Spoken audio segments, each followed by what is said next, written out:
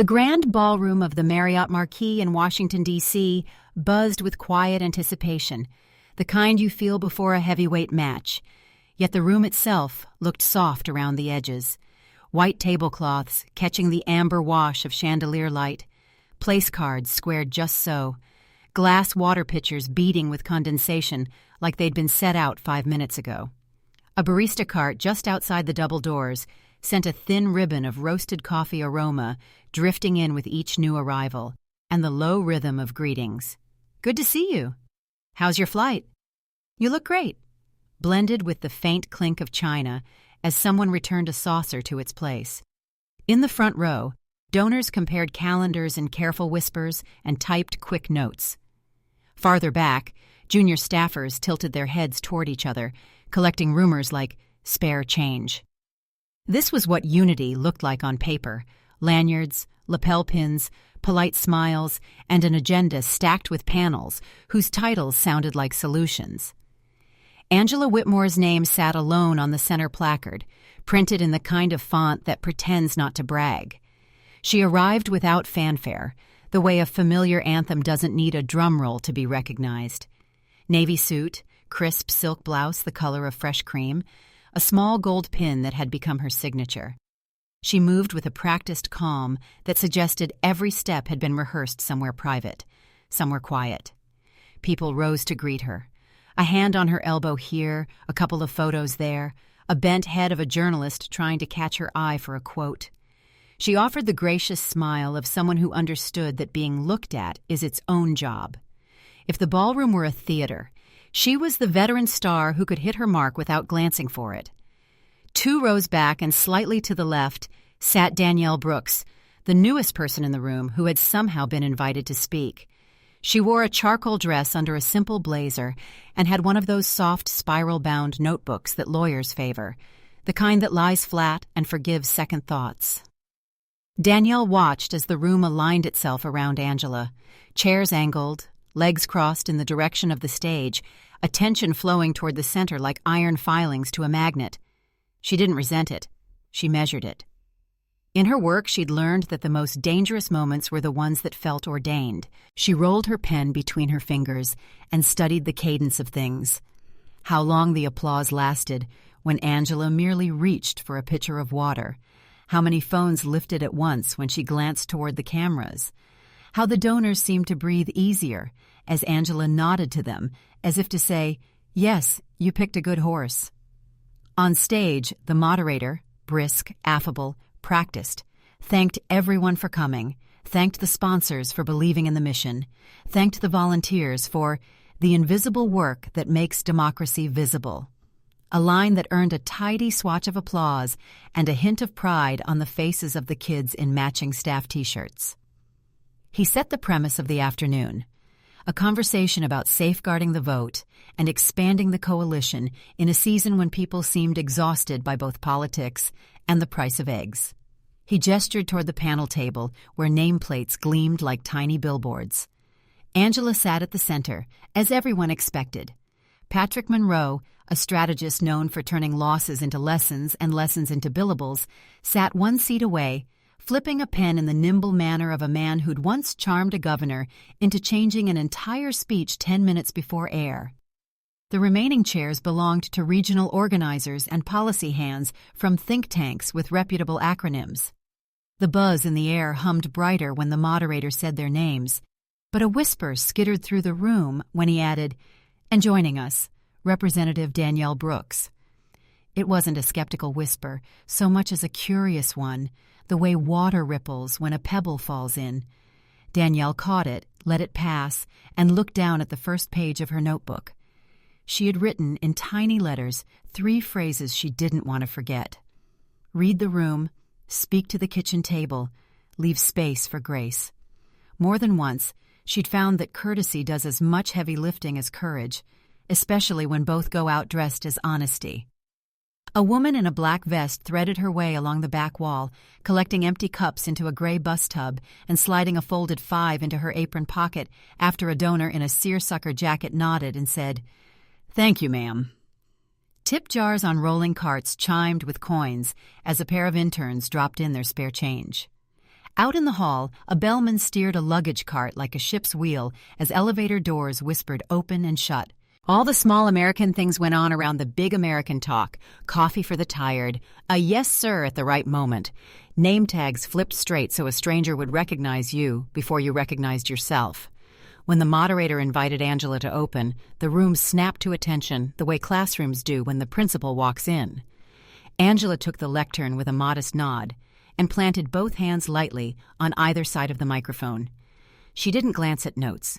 She never did. Her voice carried the soft gravel that comes from speaking without shouting, a tone that made you lean in because it offered the dignity of not being shouted at. She thanked the people whose names mattered, thanked the people whose labor mattered more, and pressed a palm to her chest as she said, "The right to vote is the heart of our democracy." The line landed like a hymn's first chord, heads dipped, phones captured. Somewhere near the doors, a latecomer stopped mid-step as though he'd walked into a chapel. Angela continued, weaving history into present tense with the confidence of someone who had kept a candle lit on nights when the power went out. She spoke of initiatives to keep polling places open and accessible, of court fights won and lost, of volunteer armies that had turned confusion into clarity at precincts where signage always seemed to be wrong.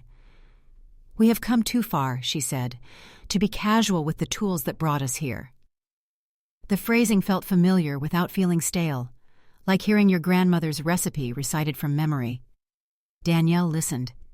She had campaigned in neighborhoods where the nearest grocery store sold more lottery tickets than fresh fruit, and she knew that the heart of our democracy often beat faintly in the places where rents rose before wages did. To her left, a young organizer with a buzz cut and a volunteer badge scribbled in all caps "Yes" in the margin of a program. 2 rows ahead, a man with a silver beard checked his timepiece as discreetly as a priest checking the sun. Danielle wasn't impatient with Angela's words. She had marched behind words like these. She had stood in bad rain to keep them company. But she also knew that in the quiet after a ballot is cast, life kept tapping people on the shoulder with its small bills due and its big questions unanswered. Patrick Monroe took a small note, just a single line, underlined twice. Message meals. He didn't know why that phrasing arrived, but he trusted his instinct when a sentence tugged his sleeve. If politics were a diner, he often thought, you could tell more about a candidate by what they did with the check than by what they ordered. Angela's pace was steady, and the applause spots came exactly where they were supposed to. After the line about grandparents and poll taxes, after the line about courage at ballot boxes, after the phrase, "our sacred obligation." People weren't clapping to flatter her. They were clapping because the old truths still warmed cold hands. Yet Danielle watched how a donor in row 3 clapped just a beat too long and then looked sideways to see if his neighbor had noticed. She watched the young staffers in the aisle, who clapped politely and then eyed their phones where group chats blinked like a Morse code of opinions. She watched, too, as Angela glanced briefly toward the overflow cameras with an expression that made the lenses feel thanked. The Q&A began with questions that were less questions than invitations. "Could you speak to?" and "Would you elaborate on?" And Angela fielded them with the economy of someone who knows the arc of an answer before the words arrive. The moderator turned to the rest of the panel for color, for nuance, for agreement polished into fresh language. When his gaze found Danielle, it carried the tiny, unmistakable hesitance that trails behind a new name. "Representative Brooks," he said, "your district is young and diverse. How are you thinking about engagement this cycle?" Danielle uncapped her pen and set it down, a small ceremony that gave her hands something to do before her voice did. "I agree with much of what's been said," she began, and it was the kind of first sentence that lowers shoulders. "Protecting the vote is non-negotiable. It's the floor of the house we're trying to live in." She let the metaphor sit for a breath. "But I also spend my weekends in apartment parking lots talking to people who can't see the point of the house if they can't afford a room in it." A ripple, then, not a gasp, not a murmur, just that subtle change in air pressure when the conversation steps off the script. Danielle didn't rush. She spoke as if the room had time, as if time were the one thing campaigns never purchased because no one could agree on its price. I hear from 23-year-olds who work 2 jobs and still can't breathe when the first of the month shows up. I hear from grandparents who saved their "yes, we can" buttons and now whisper, "I'm not sure we will." They vote when they feel seen. They stay home when they feel sold. Angela watched Danielle with the attentive calm of a veteran checking the weather. On the far aisle, Elliot Grant, clean lines, quiet watch, a donor with a whole branch of family trees growing on his calendar, stopped scrolling and looked up. He wasn't looking for a fight. He was listening for a pitch that didn't sound like one. "None of this is an argument against defending the ballot," Danielle continued. "It's an argument for what we do with that defense, what we promise when the cameras leave the parking lot, what changes before next month's rent comes due." She glanced toward the volunteer in the back, the one with the yes scribble, and offered a small nod as if to say, "I saw you nod earlier. This part is for you, too." The moderator's smile didn't slip, but it tightened, barely, like a tie drawn half an inch closer to the throat. "Thank you, Representative," he said. "That's an important perspective." He pivoted to a think tank fellow with a report about youth turnout that had been proofread by 6 people and approved by 7. Danielle sat back. The applause for her remarks landed somewhere between polite and thoughtful. She didn't take a bow she hadn't earned. During the short coffee break, the ballroom loosened again. People rose, cleared throats, compared notes, asked after kids and grandkids, checked their watches and then their pictures. The barista cart did brisk business with cappuccinos and an extra hot please or 2. A bowl of small bills and coins beside the tip jar grew quietly heavy. Staffers grabbed glazed donuts off a silver tray like they were stealing joy. Danielle stood to stretch and found herself beside Patrick Monroe at the edge of the dais where the carpet met the hardwood. He offered the kind of smile people use when they're thinking about 3 things, but have decided to speak about only one. "Good line about the floor of the house," he said. "People like houses. People like roofs more," Danielle said, a little grin loosening her tone. "Leaky metaphors don't keep anyone dry." Patrick chuckled. "New voices are good for the air," he said, then tilted his chin toward the donors clustered near the center. "Just remember they still control the thermostat." "Fair enough," Danielle said, "but I was raised to bring a sweater. I'll be fine." When the room settled again, the afternoon panel shifted format. The moderator called it a fireside exchange, a phrase that made the interns look around for a fireplace.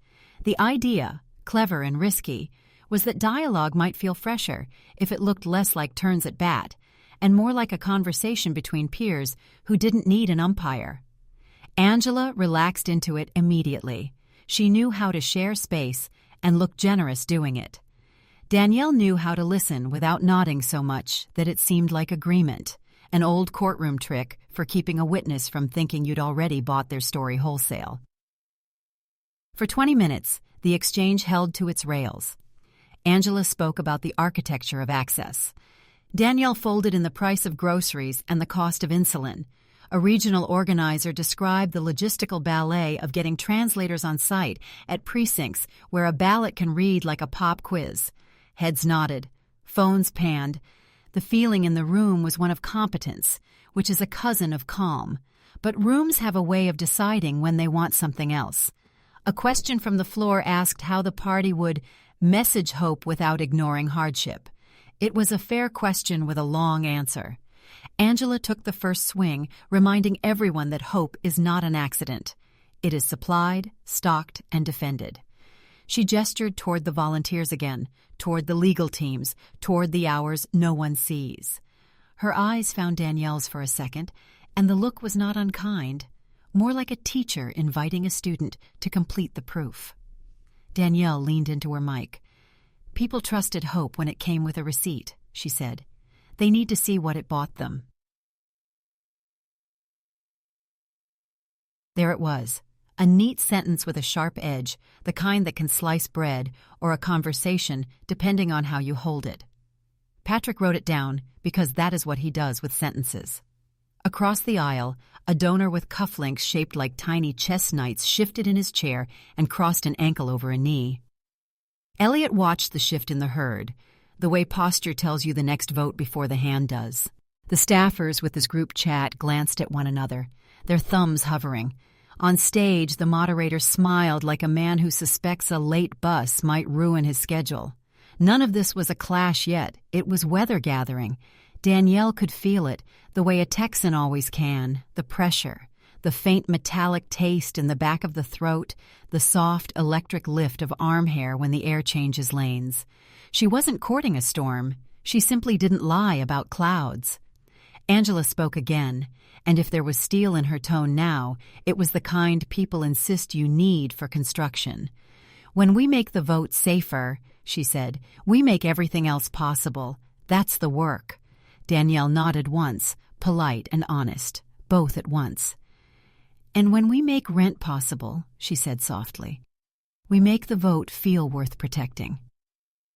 The room went quiet the way classrooms do when someone says what everyone had been trying not to say. Quiet, like a held breath. The moderator swallowed. Patrick set his pen down. Elliot stopped checking his watch.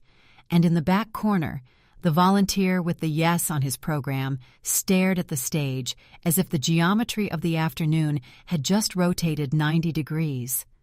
Angela's expression didn't change much, but a small muscle near her jaw did. A sign not of anger, but of adjustment. The way pilots make tiny corrections you don't feel until you realize you didn't.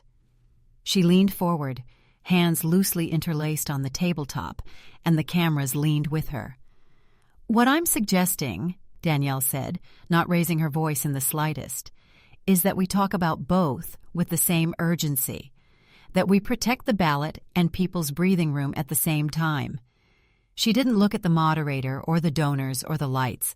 She looked at the whole room the way you look at a jury, each face as singular as a house with a porch light on. It didn't feel defiant. It felt steady. Patrick recognized the difference because he's spent a career betting on it. Defiance makes noise. Steadiness moves furniture. And then the sound returned. Air conditioners working faithfully, a soft cough 2 rows from the front, the tiny ping of an elevator arriving somewhere beyond the ballroom doors. People shifted, recalibrating their own thinking as if quietly grateful to be asked to do it. The moderator cleared his throat and glanced at the clock, the way a pastor glances at the stained glass to gauge if the sunlight has reached the right pane yet. We're approaching our final segment, he said, his script returning to him like a friend. One last question for Representative Whitmore before we close this panel and transition to small groups. Angela nodded graciously. She could carry a landing as elegantly as a takeoff. Danielle folded her hands around her notebook and felt the trimmed edge of the paper like a tiny blade against her thumb. She wasn't preparing to swing it. She was reminding herself it was there. On the aisle, an attendant in a black vest refilled water glasses with the care of someone who understands that the quiet tasks keep rooms from fraying. A few people slipped out to take calls, then slipped back in with faces reset to neutral. The sooner segment would end, the sooner they could trade these sentences for the real currency of politics, hallway conversations, and promises made over lukewarm coffee. Angela answered the question with the finesse that comes from being right many times in public. She reminded the room that unity is not agreement, but alignment. She reminded them that the people who want to suppress votes never rest. She smiled, and the room smiled back. It was the ending. People liked to put on a day. Notes held, coda played, hands clasped. The moderator thanked the panel, asked the audience to remain seated while microphones were collected, and promised everyone that breakout rooms and cookies awaited them on the mezzanine level. People exhaled as if permission had been granted. Chairs scraped, politely. A teenager in a staff shirt ferried a tray of oatmeal raisin and chocolate chip across the back like a waiter in a movie who is always almost bumping into the star. Danielle didn't stand. She reached for her pen instead and, in the small pause before bodies rose and conversations spilled, She wrote a single sentence in her notebook, the letters angled strong and even, as if each knew exactly why it had shown up today. She didn't underline it. She didn't put a star. She simply placed the pen across the spiral and leaned back, letting the lines settle into place the way a new truth does when it decides to stay. In the second row, Danielle leans back, scribbling something in her notebook, a single sentence that will soon change the entire room. The mezzanine smelled like coffee gone warm and cookies gone cool. Clusters of people stood around the high-top tables, breaking chocolate chips in half like diplomats splitting territories. The buzz from the ballroom followed them upstairs, only now it was looser, colored with laughter that didn't quite match the eyes. If unity had a soundtrack, it was this: half sentences, careful nods, the rustle of tote bags full of policy papers no one would read tonight. Danielle accepted a paper cup from a volunteer who looked barely 20. "Extra sugar if you've got it," she said. The kid grinned, slipped her a packet from his own stash. "Thanks," she added, stirring. Across the room, Angela held court in a circle of donors, her hand resting lightly on the forearm of a man in a linen suit as she spoke. They laughed at something that made their shoulders relax and their checkbooks tighten just a bit. Patrick Monroe floated between groups like a man allergic to stillness, picking up pieces of conversation, dropping the occasional, "That's a good point," before moving on. When he reached Danielle, he tapped his coffee cup against hers. "Well, you didn't get booed," he said, lips curling in a way that might have been a compliment. "I wasn't auditioning for applause," she replied. "No," he said, "but you got attention. That's its own currency here." She sipped her coffee and let her eyes wander. Even in the noise, she could hear the subtext: donors murmuring about fresh voices, staffers wondering if they'd just witnessed a shift in the weather, reporters pretending to talk about the canapes while their recorders stayed on. Somewhere in the mix, Elliot Grant was watching. Not staring. Watching. He'd been in the game long enough to know that history rarely announces itself before it happens, but he'd also learned to pay attention to people who said something true before they were supposed to. Down the hall, a side room had been set aside for breakout discussions.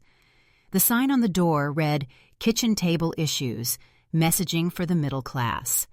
Danielle headed there, more for the conversation than the cookies. Inside, a dozen chairs had been arranged in a circle. A young facilitator in sneakers and a blazer tried to herd people into seats. Angela slipped in 5 minutes late, took a chair directly opposite Danielle, and offered a polite nod that didn't reach her eyes. The facilitator opened with a softball. "What's one thing you hear most from the people you represent?" A union organizer talked about job security. A suburban council member mentioned health care premiums. When it was Danielle's turn, she said, "Rent," and the feeling that no matter how hard they work, they're still 2 paychecks away from losing everything. Angela followed without missing a beat. "And I hear about voter suppression, about how even when people want to make change, the system throws up roadblocks." It was the same divide from downstairs, only closer now, sharper. The other participants shifted in their seats, caught between 2 kinds of truth that didn't quite touch. Danielle didn't contradict Angela. She just added, "And if people don't believe their vote changes anything about that rent, they stop showing up." Angela smiled, not warmly, but with the precision of a chess player moving a pawn. "Which is why we have to keep the focus on the vote. It's the lever that moves everything else." The facilitator's pen hovered above his notepad, unsure which thread to pull. "Maybe there's a way to connect both?" he offered. Danielle's gaze held Angela's for a moment longer than was strictly polite. "Maybe," she said, "but connection means meeting people where they are, not where we think they should be." The air in the small room felt suddenly tighter, the way a family kitchen does when 2 relatives start circling an argument everyone else knows by heart. Patrick, who'd wandered in late, leaned against the wall and said nothing, just took mental notes. Elliot, standing in the doorway now, watched like a man who recognized a fracture forming in real time. By the time the facilitator wrapped things up, No one was laughing. People filed out in pairs, speaking low. Angela exited without looking back. Danielle lingered, stacking stray chairs. When she finally left the room, she found Patrick waiting in the hallway. "You've got her attention now," he said. "Wasn't looking for it," Danielle replied. "Doesn't matter," Patrick said. "Once you've got it, things change." Elliot passed them on his way to the elevator, offering Danielle the smallest of nods. It wasn't agreement exactly, but it wasn't nothing. Danielle stepped into the main corridor, where voices rose and fell in uneven waves. The summit still had hours left on the schedule, but something in the building had already shifted. Somewhere between the ballroom and that breakout room, unity had gone from a goal to a performance. And performances, Danielle knew, have a way of ending suddenly. The room went still as Angela pushed her chair back with a sharp scrape against the ballroom floor. A flock of heads turned as if tugged by the same string. Microphones still clipped to lapels caught the small sounds. The hitch of a breath, the dry rustle of someone palming a program, the tiny click of a pen cap reattaching to its barrel. The moderator froze with his cue cards halfway to the podium, eyes darting between the cameras and Angela's face, the way a driver checks both mirrors before changing lanes. Somewhere near the center aisle, a phone camera rose like a periscope, then another, then a dozen. Angela didn't look at them. She didn't look at Patrick Monroe or at the row of donors who had leaned forward so far, their name tags tugged against their lanyards. She looked at Danielle, and her expression landed like a gavel, final, ringing, indisputable. "We've had enough speculation for one afternoon," she said, voice even at first. "This is a strategy summit, not an audition for hot takes." A low ripple of reaction traveled the room, too soft to be a murmur, too visible to ignore. Shoulders shifting, eyebrows lifting, a slow exchange of glances that asked the same question in a dozen dialects of D.C. Is this really happening? Danielle sat where she was, hands folded loosely in her lap, posture so still it read as both respectful and unafraid. There are moments, she knew, when volume hides cowardice and quiet protects courage. She chose the second. Angela took a breath, then another. "We will," she said. "Now return to the agenda." She started to sit. Then she didn't. Her chair remained slightly adrift behind her, a ship refusing its mooring. "Actually," she added, eyes never leaving Danielle, "perhaps we should clear something up." The moderator lifted a palm, the way a substitute teacher calls time out for a class he doesn't really control. "Maybe we can—" "Representative Whitmore," Danielle said softly, "I'm happy to clarify anything I said." "Oh, you are not," Angela replied, the words landing with a crispness that made a few people physically flinch. "The person I need clarity from." She drew herself taller, a subtle tilt that made the lectern look suddenly too small for her. "You have been in Congress for, 2 years? And you presume to lecture people who built the road you're walking on about where it ought to go?" Patrick's pen hovered above his notebook. He didn't write. He only watched. This, he thought, was the exact second when a script tears. "I didn't talk about people," Danielle said, voice steady. "I talked about voters and the lives they're living. And I talked about the tools that let those lives choose their futures," Angela said. The steadiness frayed. "You don't get to dismiss that because it doesn't trend on TikTok." A sharp breath somewhere in the back told the room that someone had winced out loud. Danielle didn't. "I didn't dismiss it," she said. "I said we have to show people, especially younger voters, what protecting the vote buys them. Otherwise, the receipt looks blank." Angela's hand flattened on the table, so abruptly the water glass beside it quivered. It was not a slam, just a firm press, the way a parent centers a wobbly centerpiece in the middle of a Sunday table. "You think I haven't shown people anything?" she asked. The softness left her tone. "You think Georgia turned itself?" "Angela," the moderator tried again. "No," Angela said. and now several phones rose at once, sensors hunting her voice. Let's have it plain. You can dress it up in metaphors about receipts and roofs, but what you said downstairs was that my work is a brand, not a movement. The words hit like stones tossed into a still lake, each sending concentric circles skidding toward the far walls. That is not critique. That is disrespect. Elliot Grant drew a slow breath, eyes narrowed the way you narrow them when a conversation you wanted to understand becomes a conversation you cannot ignore. The watchers were becoming witnesses. Danielle didn't look away. I said we need more than the story of saving democracy. We need the story of what democracy saves. And I said, Angela shot back, that without the first story, there is no second. Silence, and then that brittle ballroom laugh that people use when they hope humor will glue a crack they can see forming. It didn't stick. The crack grew. Angela stepped from behind the table. The moderator said her first name like a plea, Angela, but the sound fell short.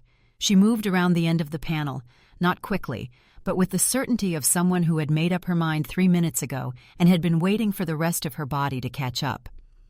Congresswoman Brooks, she said, choosing formality like armor, if you cannot respect the work that built this coalition, if you cannot respect the years and the hours and the losses that taught us how to win, then you are not ready for this room. It wasn't shouted, not yet. But the microphones carried it to the corners, and the corners held it like a rumor graduating into fact. Danielle let the words arrive. She let them sit. At the edges of her hearing, she caught the industrious hum of the hotel's HVAC, the honesty of a machine doing its job while humans debated how best to do theirs. Angela's voice sharpened. "Get out," she said. The words weren't a surprise so much as a threshold.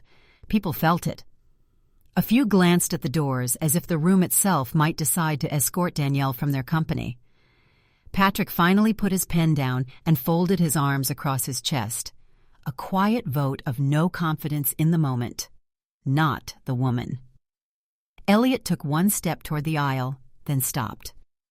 Danielle breathed in through her nose and out through her mouth, the way she'd been taught to do before delivering closing arguments in county court. She didn't stand. She didn't shrink. She stayed. "I was invited to be here," she said, calm enough that the microphone seemed to soften in gratitude.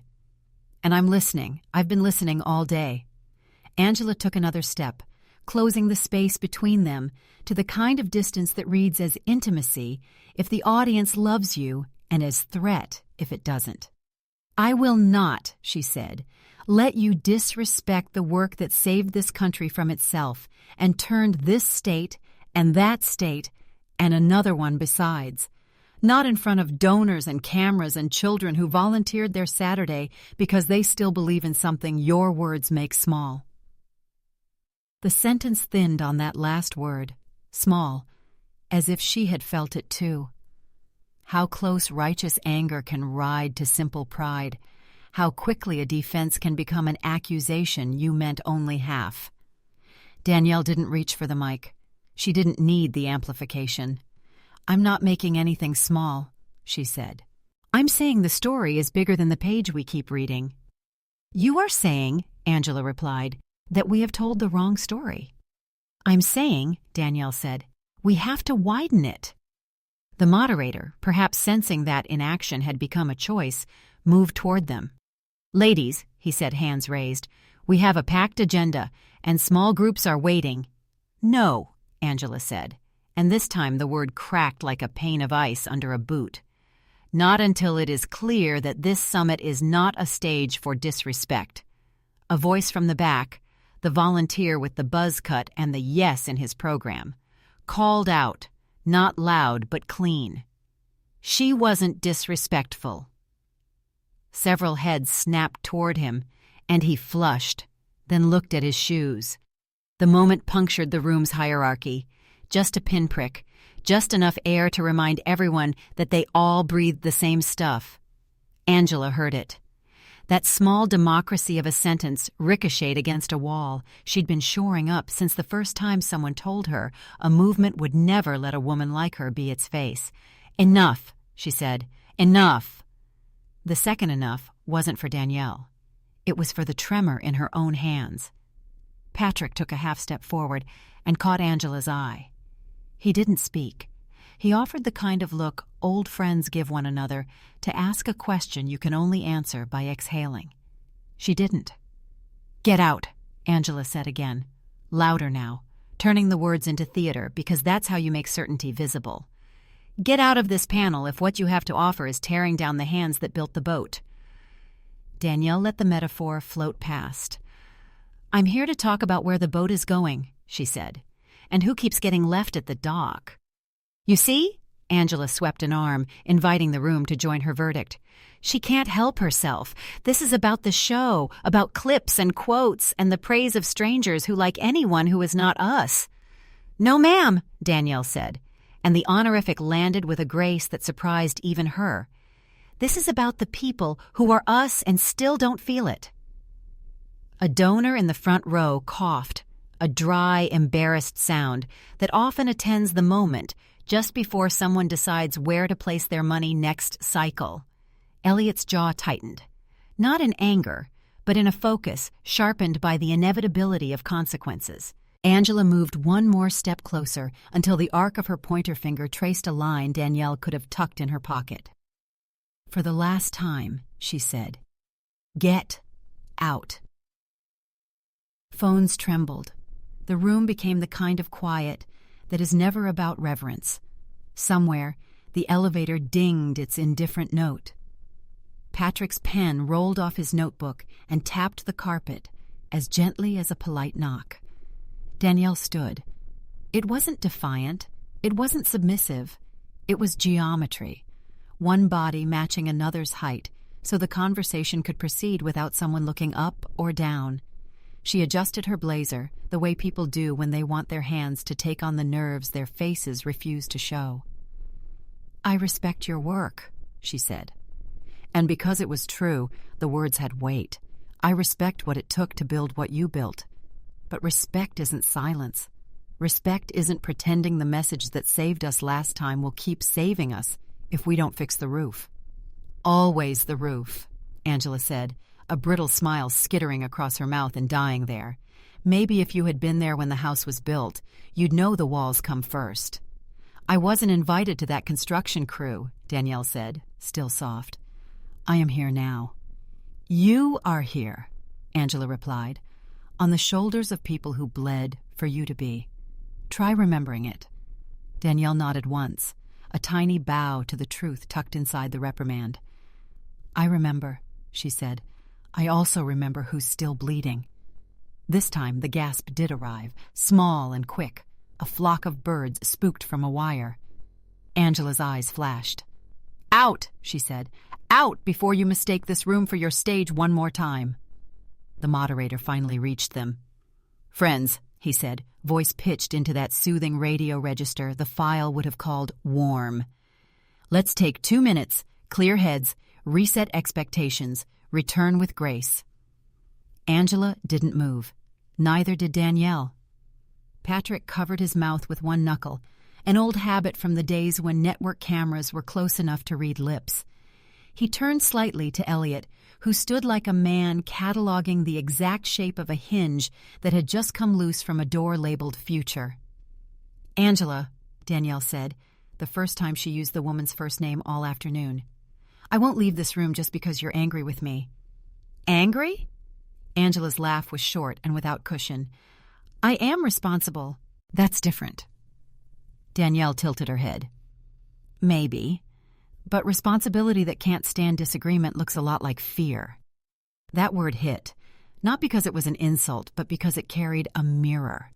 Angela's face shifted through 3 expressions in as many seconds: hurt, fury, a grief so fast and old it left no trace. She chose the safest one. "Fear," she repeated. "From you? A backbencher who's never won statewide, never run a protection program with more than 100 volunteers, never—" "Angela," Patrick said softly, warning in the syllables. She didn't hear him, or she did and kept going anyway, which is its own kind of choice. "Never had to sit across from a county clerk who thinks your very presence is a crime. And you come into this room," she said, "and you lecture me?" A woman on the aisle whispered to her neighbor, "Oh, no!" and clamped a hand over her mouth. Danielle took one single step forward, enough to enter the microphone's sweet spot, but not enough to invade personal space. "I didn't lecture you," she said, voice low. "I asked us to aim higher and closer at the same time. That's not an attack. That's a direction. Get out." Angela's hand lifted, finger extended now, the gesture etched in a century of photos of people telling other people what rooms they weren't welcome in. The image felt too familiar and too wrong. People would talk about it later, would freeze it, would caption it, would argue about the caption as if the caption were the photograph. But right now, it was just a hand and a finger and a woman trying not to lose a thing she had built by losing herself first. Danielle looked not at the finger, but at the hand behind it, at the vein that stood out when you make a fist, at the soft half-moon scars everyone gets from paper cuts and hard days. She thought of her grandmother's hand on a hymn book and her mother's hand on a steering wheel crossing a county line that hadn't wanted them inside it, and of her own hand knocking on doors whose owners had said, "I'm not political," while a TV in the next room shouted back at them. "I won't," she said quietly. "This is my party, too." "Then act like it," Angela said. "I am," Danielle answered. "I'm telling the truth in public." "Not your truth," Angela said. "The truth." "Same one," Danielle said. The room could not help itself. It leaned in, the way people lean at the edge of a roof they've been told not to climb. Angela inhaled through her nose and exhaled through her mouth, a mirror of the breath Danielle had taken minutes earlier, except where Danielle's had steadied her. This one stoked Angela's furnace. "Security," someone near the wall whispered into a sleeve mic that may or may not have been connected to anything.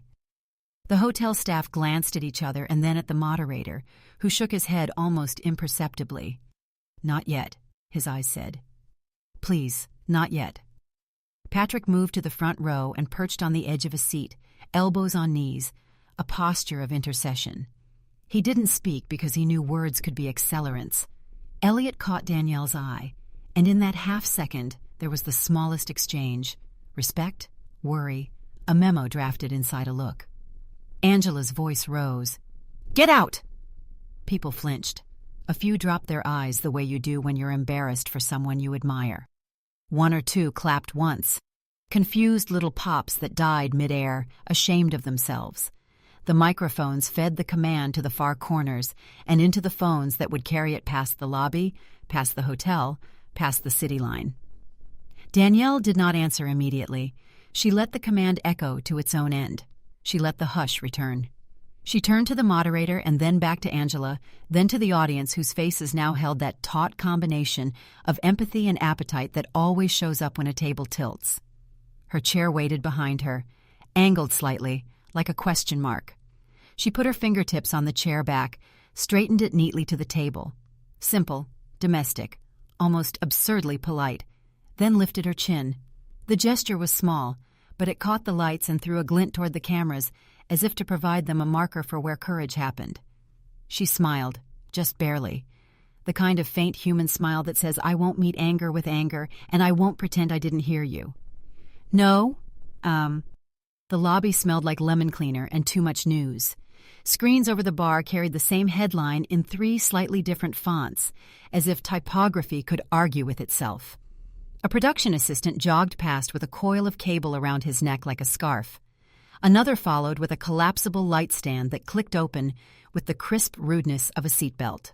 The Marriott's revolving door kept doing its arithmetic, 1 out, 1 in, while the hotel staff moved with the patient grace of people who have seen weddings, conventions, and the occasional storm of cameras and know that all of them end with somebody asking where the nearest restroom is.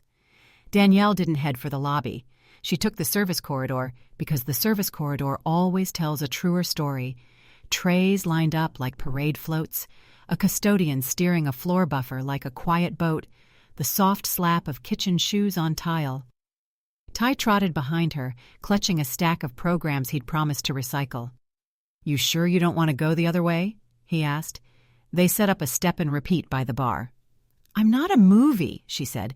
"I'm a person." He grinned. "Don't tell Cable." Her phone thrummed again. She glanced at the screen, then let the buzz expire in her hand. She'd already turned down 2 live hits, a streaming panel, and a podcast that liked to brand its segments with fire emojis. She liked radio better anyway. Radio respected silence. TV filled it. On the far side of the hotel, Angela walked fast and small, shoulders slightly rounded to make herself narrower than the doorways she had to pass. Mina kept pace, speaking just enough to keep Angela's mind busy without asking it to lift more than it could. "We'll do a short gaggle," Mina said. "Not the full scrum. Keep it human. Not defensive.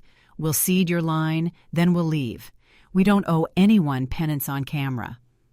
"I raised my voice," Angela said, and the admission made something loosen in her neck. "That's the truth." "Then we'll give that truth and the rest of it," Mina said. "You care. You're strong. You're also not perfect. America can hold 3 facts at once on a good day." Patrick peeled off to the side and scanned the lobby like a man picking a restaurant by the number of exits. He spotted Elliot near a column, hands in pockets, eyes on the mast outside as it angled up another degree toward the sky. Patrick slid over. "You going to talk to her after?" he asked without preamble. "I'll let her breathe," Elliot said. "Breathing's cheaper than PR." Patrick smiled with half his mouth. "You always were a budget hawk." "I'm an oxygen hawk," Elliot said. Then, because rich men hate to admit to sentiment even when it pays, he added, "She carried us a long way when we needed carrying." "And now?" Patrick asked. "She doesn't need me to answer that question for her," Elliot said. "But I'll tell you this. I also heard the Congresswoman. I heard the receipts metaphor, and I can do math." "Numbers with souls," Patrick said. "Only kind worth counting," Elliot answered. The press herd found Angela before Angela found the press herd.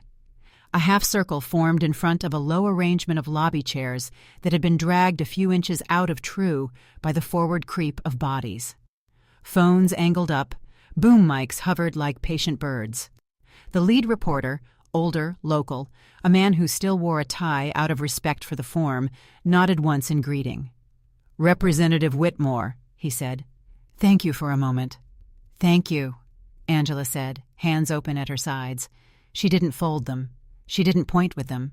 She let them be hands. "You said in the ballroom that this wasn't a stage for disrespect," the reporter said. "Do you think Congresswoman Brooks disrespected you?" Angela let the second breathe. "I think she challenged me," she said, "and I think I met that challenge with more heat than light." A slight murmur. Cameras tightened. "I care about this work. I have spent years trying to make the vote a bridge instead of a wall. That care came out loud. I'm human. But caring doesn't excuse volume. So I'm going to say this the way I wish I had said it in the first place. We need both safe ballots and lives that add up. I know how to fight for the ballot.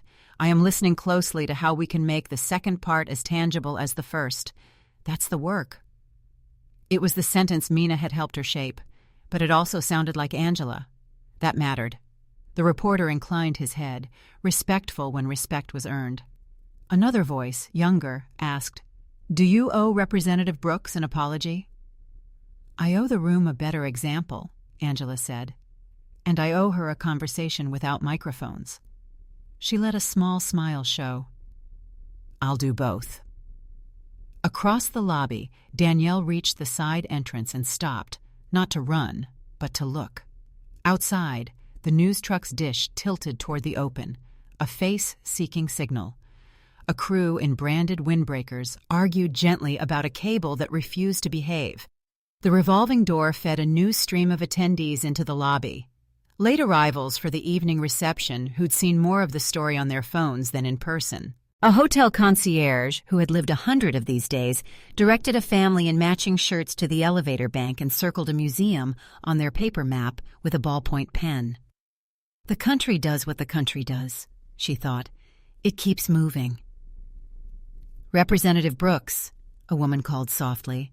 She wore a blazer with a small, tasteful union pin on the lapel. "I'm Carmen. We met when you toured the shipyard. I wanted to say, Your line about receipts? The women on my line would have stood up if they weren't holding welders. Danielle's mouth tugged into a grin. Tell them to keep the welders up, she said. We need the ships. Carmen laughed. We need the rent, she said, but the ships help. Someone else approached, young, anxious, a communications aide with a phone pressed to her ear and apology in her eyes. My boss is hoping you'll come on for 6 minutes, she said, naming a nightly show famous for its split screens and its timekeeping. We'll do it fair. Fair, Danielle said, is what you say to people you don't plan to be kind to. The aide blinked, not sure if she'd been insulted. We'll be kind, she said. Then you won't be fair, Danielle answered, still smiling. I'll pass. The aide retreated, baffled and a little in love. Ty snorted. You broke her brain. I told the truth with a joke, Danielle said. It's how I learned to teach stubborn cousins. Her phone buzzed again, this time a text from a number she recognized as a senior aide on the Hill. Leadership wants both of you together on Live in 10. Optics. She stared at the word for a beat. Optics was what people said when they didn't want to say feelings or truth. She typed back, substance beats optics. I'll join if we talk policy. The bubble blinked, no reply. Down the corridor, Patrick's phone vibrated with the same ask. He grimaced and typed, putting them side by side creates a boxing graphic, not helping. The reply arrived instantly. Adults don't fear side-by-sides. He barked a laugh and showed Mina. Apparently, if we refuse, we're children. Then let's be the kind who clean up our mess, Mina said. If they insist, we insist on rules. What kind of rules? Angela asked. No interruptions, no gotcha. First question goes to you to acknowledge, second to her for path forward, Mina said, already texting the terms as she spoke. And we keep it under 6 minutes. You can be powerful for 6 minutes without breaking anything. Everyone breaks something, Angela said softly. Then we break the pattern, Mina replied. The hotel's AV manager appeared at the edge of the scrum, wearing the look of a man who could produce electricity from a paperclip and a prayer. We can patch you into their truck from the Potomac room, he said. Cleaner sound. No lobby echo. Do you want signage behind you? No banners, Mina said. No slogans. Just the room, Angela added. Just us. The Potomac room looked like 1,000 hotel rooms that have hosted depositions, small weddings, and strategy sessions for companies that make things most people never think about until they fail. A credenza against the far wall held a coffee urn and a stack of triangular plates that tried to make cookies elegant. The AV guy ran a cable to a small table where a slim camera sat unsmiling under a rectangle of soft light. Mic check whenever you're ready, he said, and left them alone with the room's quiet hum. Across the hall, another AV tech set up a twin kit for Danielle. Ty hovered in the doorway until Danielle nudged him gently toward a chair. You don't have to stay for this, she said. I know, he said. I want to. Long Sunday, she reminded him. Best church I've ever been to, he replied, and she almost laughed. Her phone chirped again, this time a different sound, one she'd assigned to unknown numbers when she first ran for office and discovered that strangers will offer you both advice and recipes if you answer. The text preview showed only, you don't know me, but you need to see this. Then a PDF icon and a file name that looked like a scanner had coughed it up. Internal Memo Whitmore Grant, 2021, PDF. She stared at it. The sender's number was masked. Ty caught the shift in her face. Spam? He asked. Maybe, she said. Maybe not. Don't click if you don't know, he said, channeling every IT desk poster in America. Wise, she said, and forwarded the message to her chief of staff with the note. Can you open safely? A bubble popped back almost immediately. On it. Stand by. In the Potomac room, Angela rolled her shoulders back and looked at Mina. You think she'll swing? I think she won't, Mina said. She'll cut cloth clean and set it on the table. Angela nodded. Then I'll keep the scissors in my pocket. The producer's voice came through the tiny speaker like a friend calling from a car. We're up in 90 seconds, she said, cheerful and crisp. We'll split the screen, we'll say hello, we'll go to Representative Whitmore, then Representative Brooks. No crosstalk, please. It's not Sunday morning. Copy, Mina said, replying without touching the mic. She looked at Angela and lifted both her eyebrows in a question that years of friendship had taught Angela to read as, do you have one sentence you want everyone to remember if they remember nothing else? Angela closed her eyes for the length of a heartbeat and found it. We're not enemies. We're a family arguing about the grocery list with the same paycheck in our hand. She smiled, just slightly. It was imperfect. It was true. The red tally light woke up. We're live in 5, 4. Good evening, the anchor said, hair perfect, tone sanded smooth. At a Democratic Strategy Summit in Washington today, a tense exchange between two prominent leaders, Representative Angela Whitmore and Congresswoman Danielle Brooks. They join us now. The split screen did what split screens always do. It pretended that distance is a kind of fairness. Angela greeted the anchor by name. Danielle did the same. The first question came exactly as Mina had negotiated. Representative Whitmore, the anchor said, your opening thought. Care gets loud, Angela said, steady. But useful comes after. I raised my voice today. I shouldn't have. I'm listening. The vote is a bridge. The bills at the end of the month are the town across that bridge. We need both. And Congresswoman Brooks, the anchor turned. Your response. Danielle held the anchor's gaze through the little circle of glass. I appreciated that, she said simply. I meant what I said downstairs. People trust hope when it comes with receipts. I want us to show the receipts. Rent relief that lands before the rent does. Wages that keep up with groceries. Insulin that doesn't cost a car note. We keep the ballot safe, and we make the days after the ballot look different. That's the work I'm here for.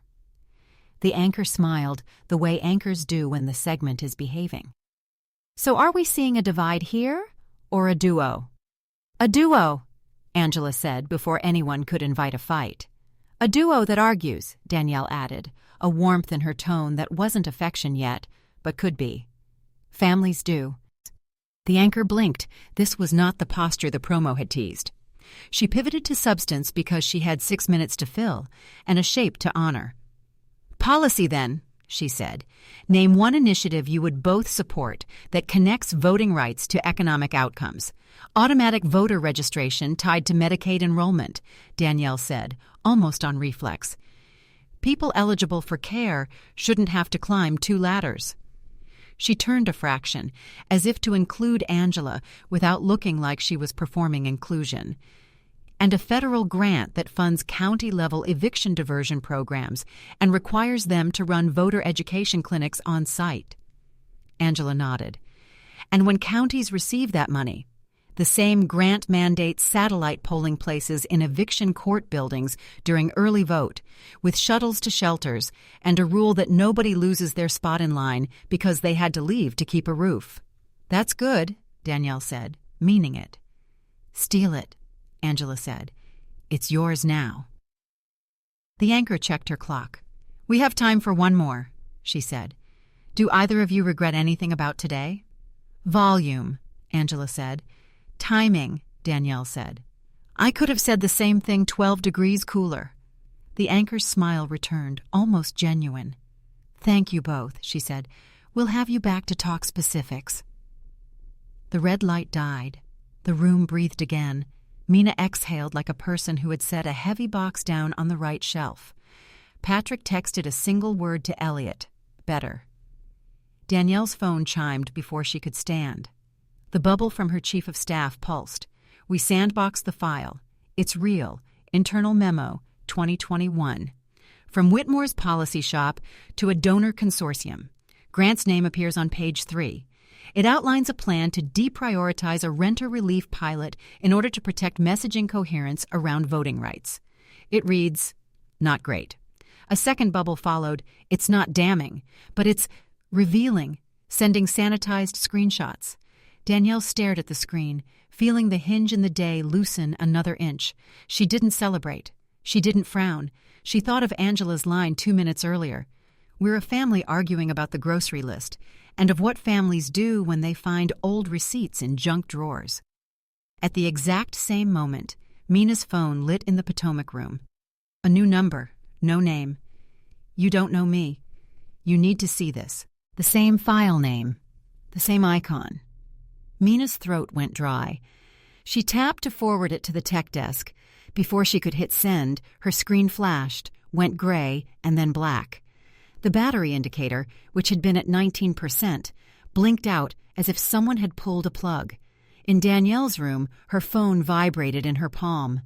The screen hiccuped, then froze on the sanitized screenshot, the first paragraph legible enough to make your stomach tip. She reached for the power button to keep it alive. The screen went dark. The little red tally light on the camera had already gone out. Now the only red thing in the room was the exit sign over the door. Outside in the lobby, the live truck's mast whirred as it lowered by 1 careful inch, a gesture that could have been maintenance or preparation. Elliot, watching from the column, felt his own phone buzz and saw his name in the screenshot on someone else's screen as they held it up to a friend. Grant Consortium. Messaging coherence. The friend looked up at him reflexively, then away, embarrassed to have been caught reading someone else's future. Back in the Potomac room, Mina pressed the power button again, once, twice. Nothing. She looked at Angela and managed to fold her voice into something neutral. "We should step out," she said. "There's something we need to check that isn't for this room." Across the hall, Danielle tapped her phone again and got only her own reflection. Ty leaned in, whispering the unhelpful thing people always whisper to technology. "Come on, come on, come on." The ballroom doors swung open on their hinges, and a breeze from outside curled into the hallway, cool and almost sweet. It carried with it the smell of rain that might not arrive. It carried the murmur of a city that never quite sleeps. It carried a question from the next hour into this one. Danielle slipped the dark phone into her jacket pocket and looked toward the corridor that led back to the lobby, where people were already deciding what had happened. "Let's go," she said to Ty. "We need to talk to her before everyone else does." They stepped into the hallway, and the lights overhead flickered once, twice, like a heartbeat skipping in a chest. The third flicker held. The third flicker held for just long enough to make everyone pause. Not long enough for panic, long enough for people to notice, long enough for a few heads to lift, for a few conversations to stall mid-sentence. In the hallway outside the Potomac room, Angela looked up as the light over her head trembled. Mina's first instinct was to check her phone again, but it was still dead, its black glass reflecting her own frown. Ty glanced toward the ballroom, where muted music from the reception had cut out and then returned, just slightly off beat. "Power surge," someone muttered near the bar. "Or a test," said someone else. Danielle didn't buy either. "Come on," she told Ty. "Let's find her." They moved quickly, stepping around hotel staff who had perfected the art of looking calm no matter what the building was doing. Danielle could feel her phone heavy in her pocket, still dead, but holding a piece of information she couldn't unknow. That memo wasn't just a political footnote. It was a snapshot of priorities, and in politics, priorities are the truest map of belief. Mina met them halfway down the hall. "We need to talk," she said without greeting. Her tone was clipped, but not hostile, battlefield practical. She glanced toward a smaller conference room with the door ajar. "In here." The room smelled faintly of stale coffee and carpet cleaner. A few chairs were scattered, as if left over from a meeting nobody wanted to finish. Angela came in last, closing the door behind her. She looked from Danielle to Mina to Ty, then back to Danielle. "I think we got the same message," she said. Danielle nodded. File name ended in 2021? Angela exhaled. Then we did. They stood there for a moment, letting the weight of that settle. Ty broke the silence. Who sent it? No idea, Mina said. Numbers masked, and mine died before I could forward it to tech. Danielle tapped her dead phone against her palm. Mine too, right after I sent it to my chief of staff. That's not a coincidence, Ty said. Angela's eyes narrowed. So either someone wanted us both to see it and then lose it, or someone wanted to spook us without giving us time to check it, Danielle finished. Mina shook her head. Too precise to be random. They wanted the image in your heads, but not the proof in your hands. Then they underestimated me, Danielle said. I don't need the file to remember the point. Angela folded her arms. Which is? That you let a donor consortium talk you into shelving renter relief because it would distract from messaging coherence, Danielle said flatly. The room went still. Angela's jaw tightened. That's not the full story. It's the part that made it into a PDF, Danielle said. Do you want the rest? Angela's voice was level, but edged. That pilot wasn't funded yet. We were fighting to keep 2 other programs alive that would have been gutted completely. We made a choice to protect what we could. I hated it, but I wasn't going to hand Republicans an easy kill. Danielle didn't look away. And you didn't think renter relief was worth fighting for? I thought it was worth not losing everything else, Angela said. Ty shifted in his seat, eyes darting between them. If someone leaked this, they're not trying to start a policy debate. They're trying to set off a grenade in here. They might have already, Mina said. Angela turned to her. You think it's internal? I think it's someone who benefits from making you two the story instead of the strategy, Mina said. That narrows it down to half of D.C., Danielle said. Before Angela could reply, there was a sharp knock at the door. Patrick stepped in, phone in hand, his expression caught between urgency and dread. It's out, he said. What is? Mina asked. The memo. Screenshots. Social media's eating it alive. Hashtags already trending. Hashtag rent relief gate. Had messaging, coherence. #Whitmore priorities. Angela's stomach dropped. How? Patrick shrugged helplessly. No idea. But the screenshots are clean. Not the whole doc, but enough to set the narrative. And the accounts pushing it? Some are real activists, some are obvious ops. Ops from where? Danielle asked. Patrick gave her a look. Doesn't matter. Could be across the aisle. Could be a rival faction in-house. Could be both. Mina's mind was already in triage mode. We need a statement. Now. 1 sentence. No defensiveness. Angela shook her head. Anything I say right now feeds the fire. Silence looks like guilt, Danielle countered. Angela met her eyes. And blurting looks like panic. They stared at each other for a beat too long. Then Ty's phone buzzed. He glanced down, frowned. Danielle, you just got tagged by a bunch of accounts saying you exposed the memo on live TV. Her head snapped toward him. I didn't. Doesn't matter, Ty said. They've clipped you from earlier today, mashed it up with the screenshots, and now you're the whistleblower. Patrick rubbed his temples. Perfect. Now it's a feud and a leak. Danielle exhaled slowly. We could kill this if we went out there together, right now. Angela hesitated. And say what? That we're fine? That this doesn't matter? That we're not turning on each other while the house is on fire, Danielle said. Mina looked between them. She's right. You don't have to agree on the past. You just have to agree on the next step. Angela's phone buzzed again. This time, she glanced at it and froze. The text was from an unknown number, but the first line was all she needed to see. If you think that was the only file, you're not ready for what's next. She turned the screen toward them. Danielle read it, then looked up. So it's not over.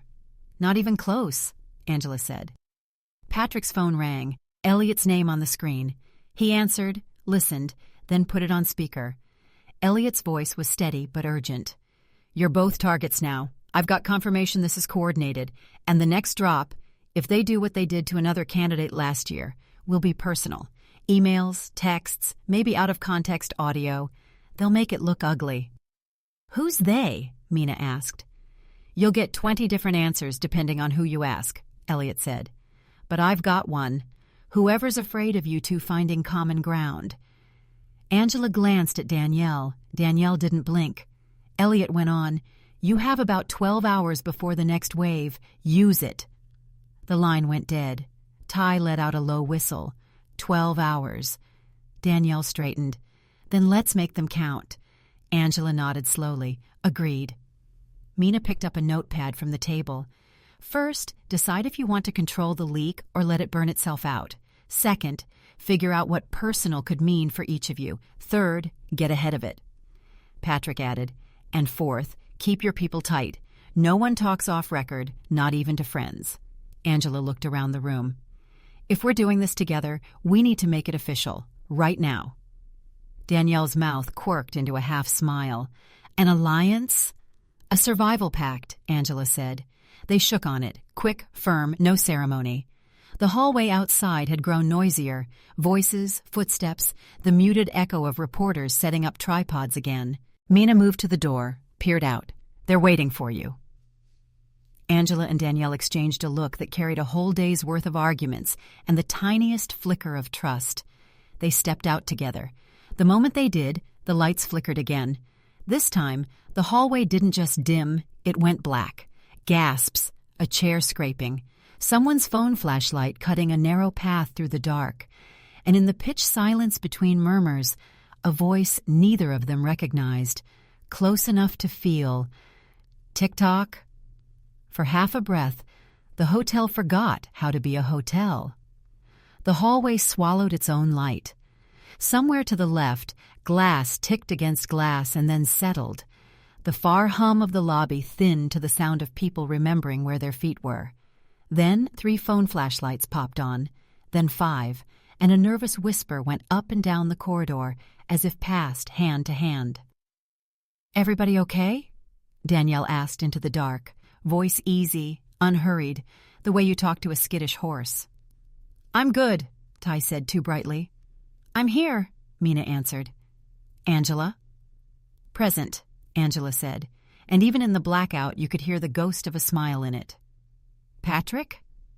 "Right behind you," he said, "and regretting every horror movie I've ever watched." Somewhere close, too close to place, a voice they didn't know repeated itself, softer this time, almost amused. Tick-tock. Phones pivoted like sunflowers. Nothing but drywall, carpet, a framed print of an old map. Danielle let the silence close its own mouth. "Okay," she said, gentle. "Let's not feed the theater." The hallway emergency lights woke up in thin red strips along the baseboards, tracing the floor like a runway. The PA in the ceiling crackled to life with a hotel manager's calm. "We're experiencing a brief power fluctuation. Please remain where you are. Our engineering team is on it." "Translation," Patrick murmured. "Somebody sneezed near a breaker." "Or near a server," Mina said under her breath. An AV tech with a lanyard and a coil of gaffer tape looped around his wrist jogged into view, breathing hard. "You're the principals, right?" he asked, peering into the faces haloed by phone light. "Can you come with me? We need to move you off this floor. Too many folks already figured out where you were." Angela arched a brow. "And you are?" "Luis, AV," he said. "But also," he leaned in a fraction, "my boss asked me not to say this out loud in a hallway, but we've got logs from the network drop that might explain why your phones went dark right when that file came through." Mina's hand found Angela's elbow. "Let's go." They followed the red runway into a service stairwell that smelled faintly of lemon cleaner and hot dust. Danielle's palm skimmed the rail. Ty's sneakers squeaked. Luis jogged a step ahead, one hand on a walkie, the other holding a keycard that made employees' only doors blink green. They came out into a low-ceilinged room that looked like every backstage in America.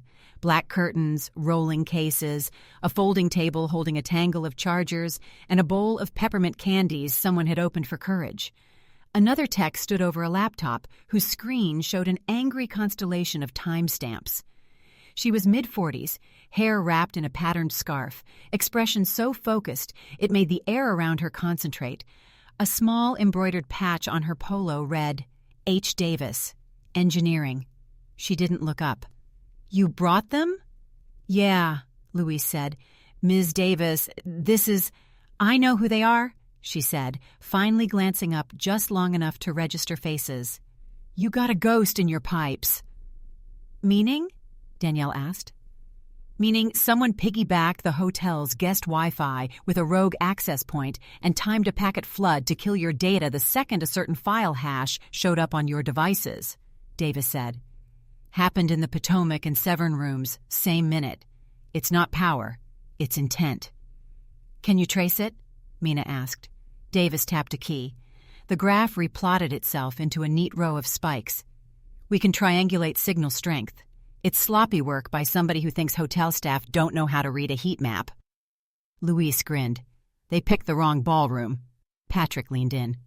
"So where?" Davis pointed to a blinking dot overlaid on a stylized floor plan. "Here," she said. "Service corridor outside Potomac. And here." Another dot nearer the ballroom. "The second node is mobile. See how the signal is walking?"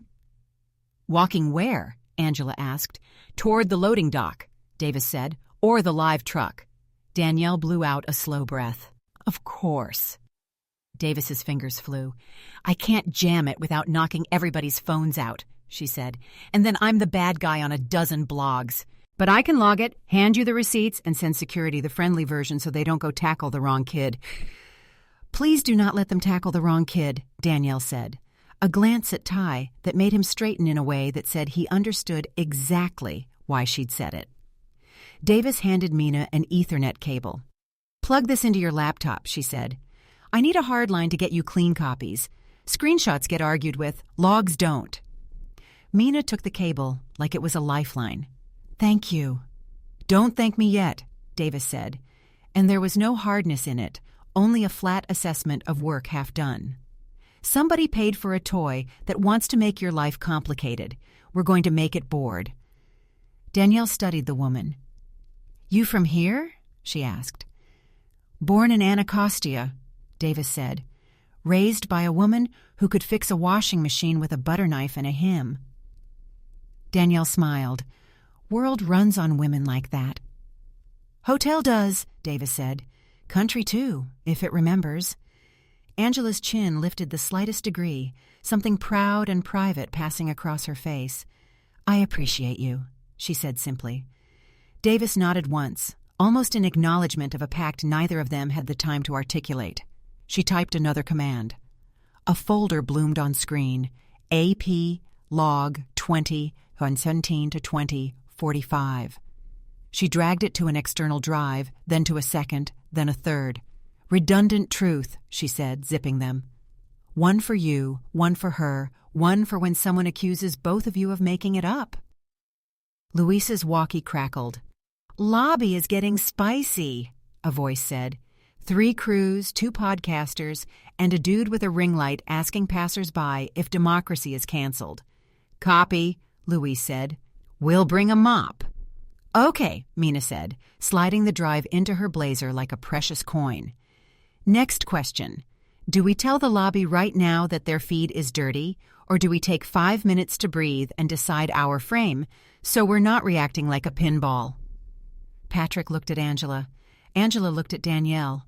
For the first time all day, the same answer arrived in them at the same time. "We tell him," Angela said.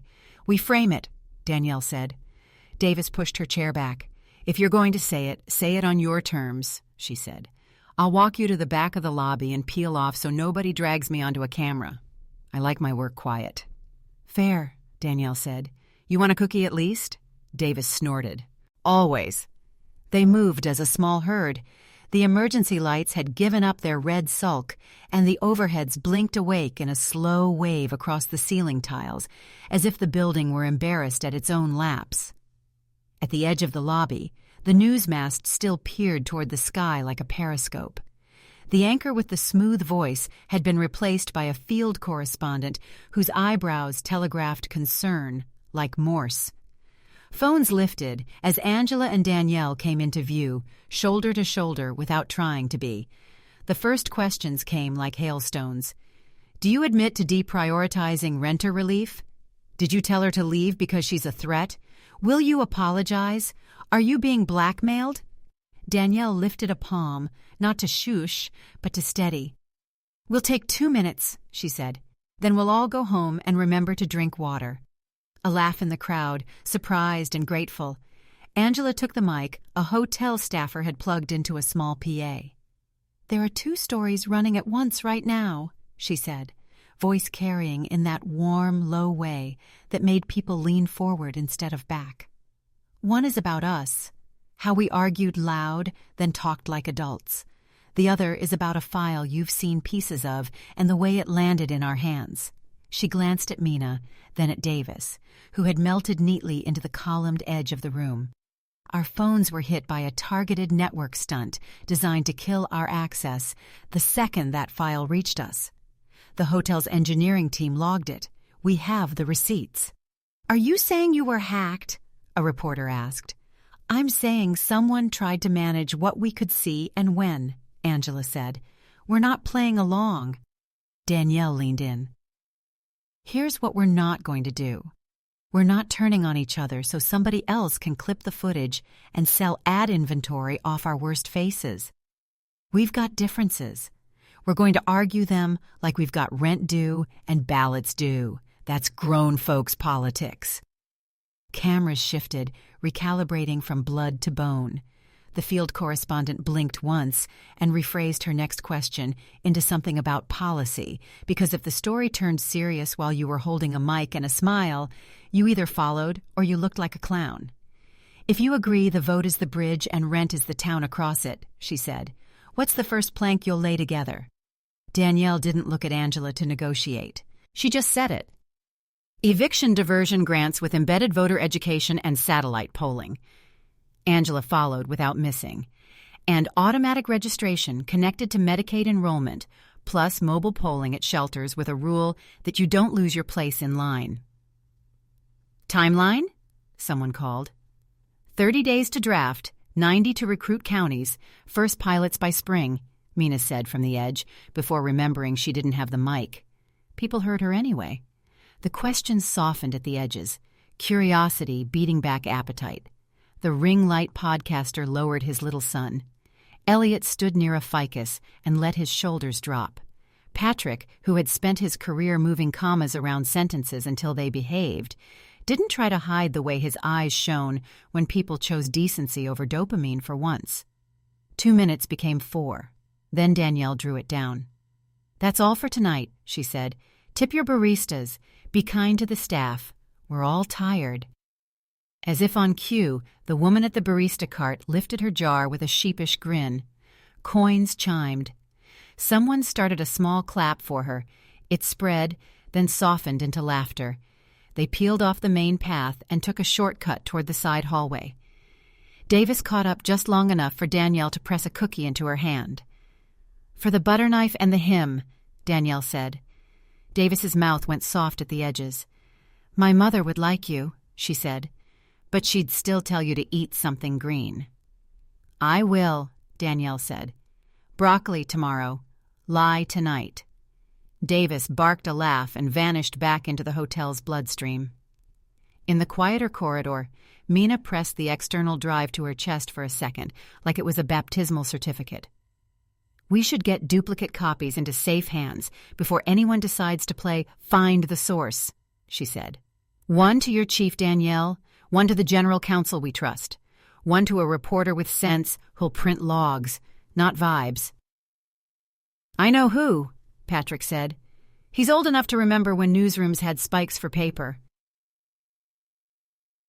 Angela's phone, resurrected by a portable battery, chimed with a message from a governor whose counsel she valued. Good line tonight. Keep the tone. Rest. Another chime.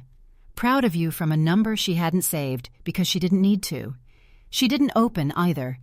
She let them sit like small lights in her pocket. Ty walked backward for a few steps to face Danielle.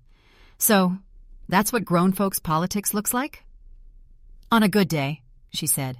On a bad day, it looks like this, but without cookies. He nodded solemnly. I can do this on 3 hours of sleep.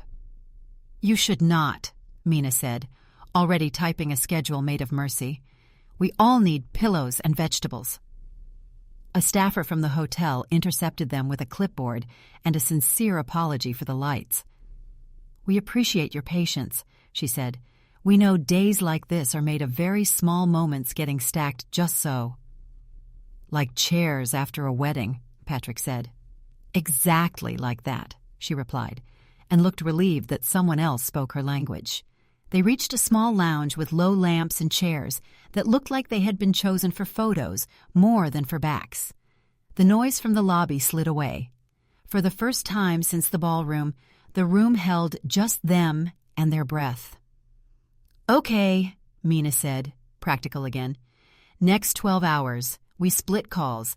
Angela, you ping your coalition leads. Danielle, your labor folks. Patrick, donors who need soothing without sugarcoating. Elliot, as if conjured by his name, Elliot appeared in the doorway, hands still in his pockets like a man who had learned the trick of looking calm by actually being calm. I don't need soothing, he said. I need a spreadsheet. Of what? Danielle asked. Your first 10 pilot counties and the budget to stand them up, he said. Rent relief with voter education, mobile polling, shuttle vans that don't need a miracle to start in February, and a comms plan that doesn't turn human stories into props. Angela stared at him. You're sure? I watch numbers for a living, he said. The only ones that matter go up when people feel seen. Mina's thumbs flew, adding a new column to a new sheet in a new tab. Patrick looked at Elliot with the old ache of a man who has spent years trying to convince money to act like a verb. We'll send it, he said, and we'll keep the nouns human. They did not hug. No one made a speech. They all just nodded in the way people do when the work has decided to be done, and they have decided to be the ones to do it. For a minute, the room rested. Then Danielle's phone buzzed in her palm. The screen, finally back from its untimely nap, lit with a notification that wasn't a text. It was a scheduled post from an account that had been dormant for years. The timestamp said in 0959. The file name sat under it like a dare. Audio edited final, MP3. She felt the breath leave her, then return. We've got 9 minutes, she said. Angela's eyes found her face. What is it? Probably the next drop, Danielle said. Edited audio. The caption says, hear what they say when the mics are off. Patrick's mouth flattened. Classic play. Mina had already grabbed her cable again, the hard line hanging like a stethoscope. We can't stop the post. If it's scheduled through a third-party service, it'll push no matter how many DMs we send. But we can pre-bunk, frame it before it lands. Or drown it by telling the real thing first, Angela said. The real thing? Ty asked. Danielle met Angela's eyes. The second stretched long enough to count. The room before the storm, Danielle said. The part where you told a kid in a staff shirt he mattered, and the part where I wrote a sentence I didn't think I'd ever say out loud. Angela's chin tipped. And the part where I lost my temper, she said.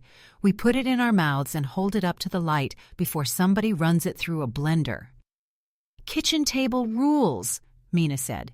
Tell the truth first, so lies don't feel like the only version that fits. Elliot checked his watch. 8 minutes. Patrick pressed 2 fingers to his temple and smiled despite himself.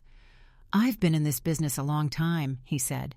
I've never seen 2 people volunteer to go first on their own mess. Angela shrugged. It's our mess. Danielle's phone buzzed again. Another unknown number. Another preview. You think you can outrun this? Tick-tock.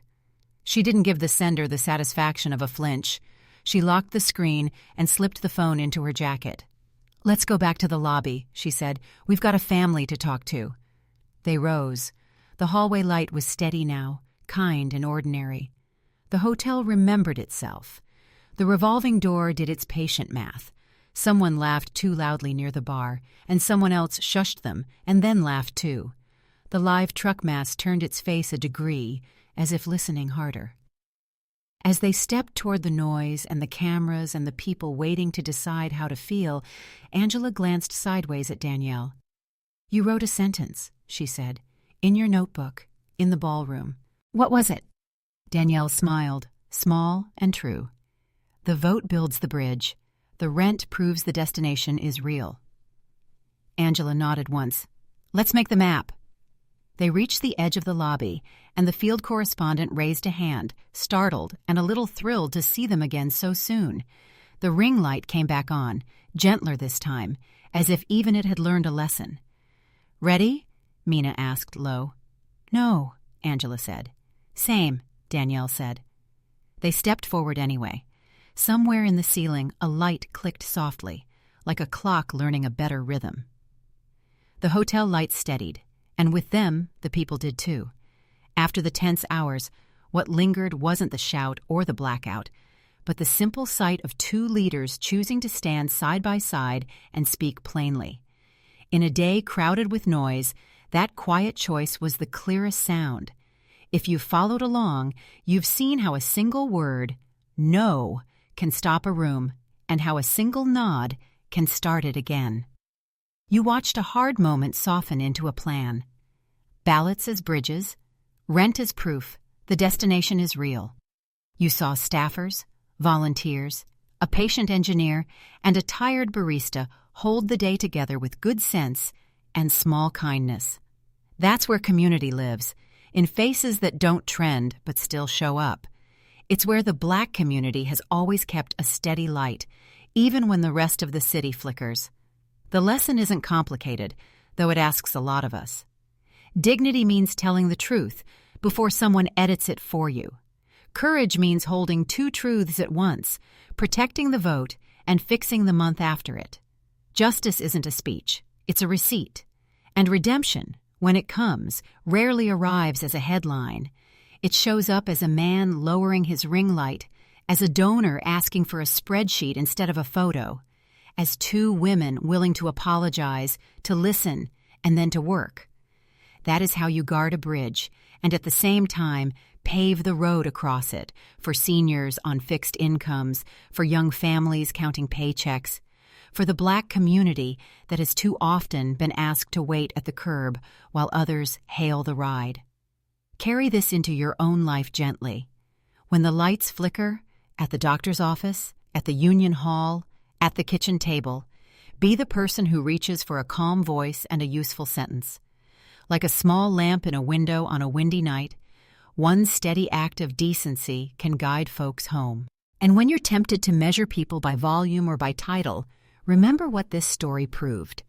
Don't judge too fast by how someone looks or how loud they sound.